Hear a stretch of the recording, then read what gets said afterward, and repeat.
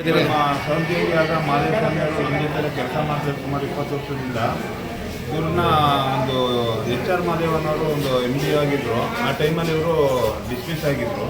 Dismiss ಆದ ನಂತರ ಇವರು ಕೇಸ್ ಹಾಕ್ಕೊಂಡು ನ್ಯಾಯಾಲಯದಲ್ಲಿದ್ದು ದಾವೆ ಹೂಡಿದ್ರು.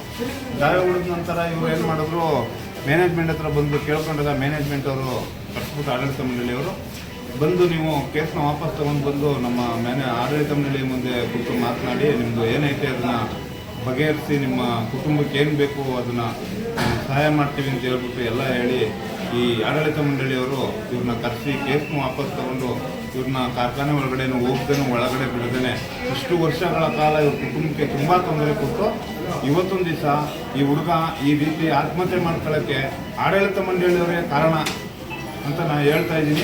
ನಾವು ಅಲ್ಲಿ ವರ್ಕ್ ಮಾಡ್ತಾ ಇರೋರು ದಯವಿಟ್ಟು ಈ ಮಾದೇಸ್ವಾಮಿ ಅವರ ಕುಟುಂಬಕ್ಕೆ ಇವ್ರಿಗೆ ನ್ಯಾಯ ದೊರಕಿಸ್ಕೊಡ್ತೀನಿ ಅಂದ್ಬಿಟ್ಟು ಈ ಮೂಲಕ ತಮ್ಮಲ್ಲಿ ಅವರ ಸಹೋದ್ಯೋಗಿಯಾಗಿ ಕೇಳ್ಕೊಳ್ತಾ ಇದ್ದಾರೆ. ಏನು ಹೆಸರು ಸರ್? ಗೋರೆಗಳ MR ಅಂತ. ಸಬ್ಸ್ಕ್ರೈಬ್ ಬಟನ್ ಮೇಲೆ ಕ್ಲಿಕ್ ಮಾಡಿ ಹಾಗೂ ನಮ್ಮ ಹೊಸ ವಿಡಿಯೋಸ್ ಅಪ್ಲೋಡ್ಗೋಸ್ಕರ ಪಕ್ಕದಲ್ಲಿ ಕಾಣುವ ಬೆಲ್ ಬಟನ್ ನಮ್ಮೆಲ್ಲ ವಿಡಿಯೋಗಳನ್ನ ಲೈಕ್ ಮಾಡಿ, ಶೇರ್ ಮಾಡಿ ಹಾಗೂ ಕಮೆಂಟ್ ಮಾಡಿ.